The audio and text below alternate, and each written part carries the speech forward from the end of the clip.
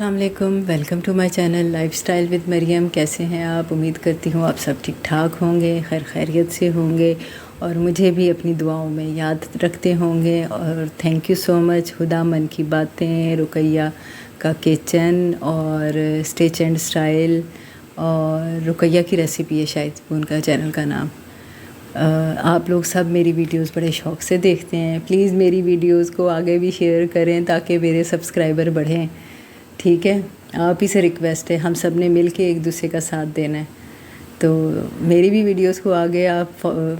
Forward کریں تاکہ مجھے بھی فالوورز ملیں، میرے بھی کچھ فالوورز بڑھیں۔ تو جناب آج بن رہا ہے آلو بینگن، سمپل ریسیپی، آپ کو پتہ ہے، پیاز براؤن کر دیا، لہسن ادرک ڈال دیا، ٹماٹر ڈال دیا، نمک مرچ ہلدی سوکھا دھنیا زیرہ وہ ڈال دیا، صرف میں نے اس میں نمک مرچ ہلدی ڈالا، کوئی سوکھا دھنیا زیرہ نہیں ڈالا،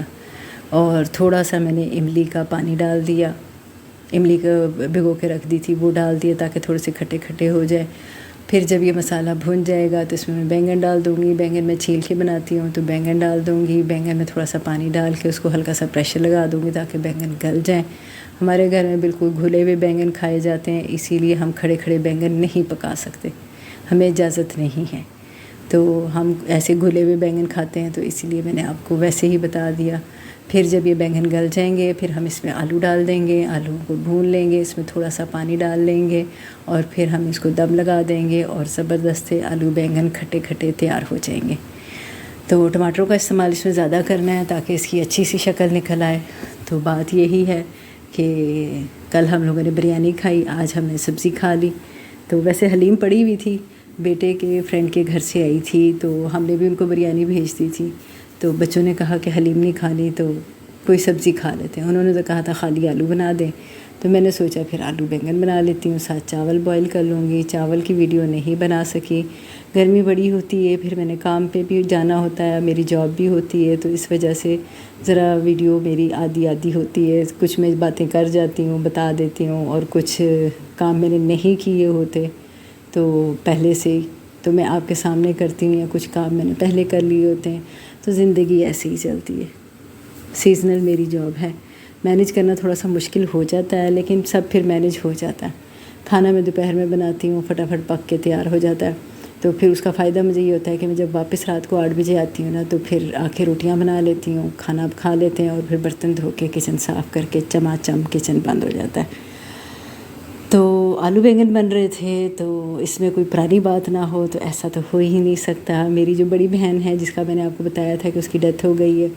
تو اس کو آلو بینگن بہت پسند تھے،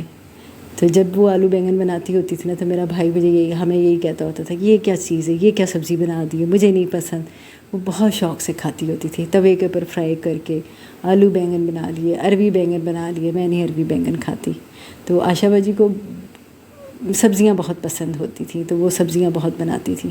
پھر کچھ حالات ہمارے ایسے تھے کہ ہم سبزیوں پہ ہی پلے بڑے تھے، تو اسی لیے ہمارے گھر میں سبزی ذرا زیادہ پکتی تھی۔ تو عائشہ باجی جو تھی وہ میری جو بڑی بہن تھی نا جس کی ڈیتھ ہو گئی، عائشہ، ان کا نام عائشہ تھا، بڑی محنت کش عورت تھی، بڑی جیدار عورت تھی، کسی سے نہیں ڈرتی تھی، اور جب وہ ایون کہ گلی میں بھی نکلتی تھی نا تو لڑکیاں لڑکے بھی اس کی